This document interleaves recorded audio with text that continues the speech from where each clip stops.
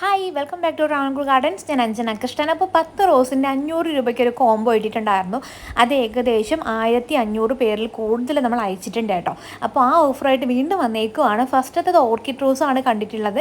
രണ്ടാമതായിട്ട് ഈ ഒരു സമ്മർ സ്നോയുടെ വെറൈറ്റിയാണ് കേട്ടോ. സമ്മർ സ്നോയുടെ ബഞ്ചായിട്ട് പൂക്കൾ തരുന്നൊരു റോസ് വെറൈറ്റിയാണ് സമ്മർ സ്നോ എന്ന് പറയുന്നത്.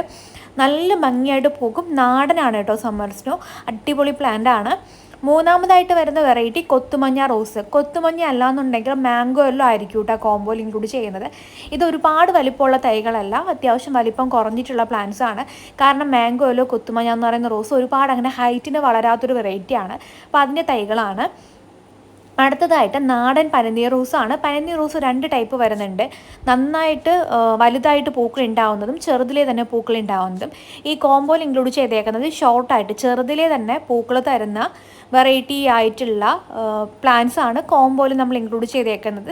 നിങ്ങളിത് ഇപ്പോൾ കണ്ടുകൊണ്ടിരിക്കുന്നില്ലേ, ചെറിയ ചെടിച്ചട്ടിയിൽ നിന്ന് തന്നെ ഫ്ലവറിങ് ആയിക്കൊണ്ടിരിക്കുന്നതാണ്.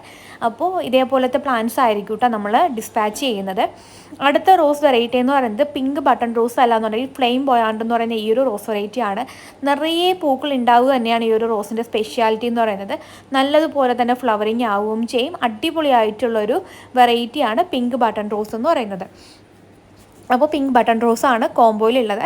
അടുത്ത വെറൈറ്റി എന്ന് പറയുന്നത് കമ്മൽ റോസ്, മുക്കുത്തി റോസ്, മുല്ലപ്പൂ റോസ്, പേർഷ്യൻ വൈറ്റ് എന്നൊക്കെ അറിയപ്പെടുന്ന ഈ ഒരു കമ്മൽ റോസ് വെറൈറ്റി ആണ്. ഇതിങ്ങനെ ബഞ്ചായിട്ട് പൂക്കൾ ഉണ്ടാവും എന്നുള്ളതാണ് ഈ ഒരു റോസിൻ്റെ സ്പെഷ്യാലിറ്റി എന്ന് പറയുന്നത്. നന്നായിട്ട് തന്നെ ഫ്ലവറിങ് ആവട്ടെ. നാടനാണ് ഈ ഒരു റോസ് എന്ന് പറയുന്നത്.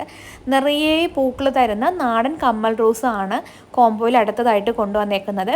അടുത്ത വെറൈറ്റി എന്ന് പറയുന്നത് ഡബിൾ പെറ്റൽ ക്രീപ്പറാണ്. ഡബിൾ പെറ്റലാണ് കേട്ടോ. ഇതിങ്ങനെ നിറയെ പൂക്കൾ ഉണ്ടാവും. ഇതൊരു വള്ളി റോസ് ആണ് കേട്ടോ.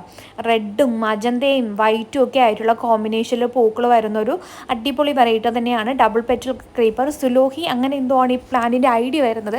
എനിക്ക് ഐഡിയ കറക്റ്റായിട്ട് അറിയില്ല, പക്ഷെ നല്ലൊരു വെറൈറ്റിയാണ്. നമ്മുടെ ഗാർഡനിൽ എപ്പോഴും പൂക്കൾ തരാൻ പറ്റുന്നൊരു വെറൈറ്റിയാണ്. പൂക്കൾ മറ്റൊരു റോസ് പൂക്കളെ പോലെ തന്നെ കുറച്ച് ഡിഫറെൻ്റ് ആയിട്ടുള്ള പെറ്റൽ അറേഞ്ച്മെൻറ്റ്സും ഒക്കെയാണ് ഈ റോസിനുള്ളത്. നല്ലൊരു വെറൈറ്റി തന്നെയാണ് കേട്ടോ. അടുത്തതായിട്ട് 7 ഡേയ്സ് റോസിൻ്റെ യെല്ലോ ഷെയ്ഡാണ്. 7 ദിവസം വാടാതെ കൊഴിയാതെ നിൽക്കും എന്നുള്ളതാണ് ഈ ഒരു റോസിൻ്റെ സ്പെഷ്യാലിറ്റി എന്ന് പറയുന്നത്. 7 ദിവസം പൂക്കൾ കൊഴിയാതെ നിൽക്കും കേട്ടോ. അതാണ് 7 ഡേയ്സ് റോസ്. അതുകൊണ്ടാണ് അതങ്ങനെ പേര് വന്നത്. അടുത്തതായിട്ട് ഫസ്റ്റ് ഞാൻ സെക്കൻഡ് ഒരു റോസ് കാണിച്ചിട്ടുണ്ടായിരുന്നില്ലേ, സമ്മർ സ്നോ എന്ന് പറഞ്ഞിട്ട്. ഇത് പിങ്ക് സമ്മർ സ്നോ അല്ലാന്നുണ്ടെങ്കിൽ പിങ്ക് അഹല്യ റോസ് എന്ന് പേരുള്ള റോസ് വെറൈറ്റിയാണ്.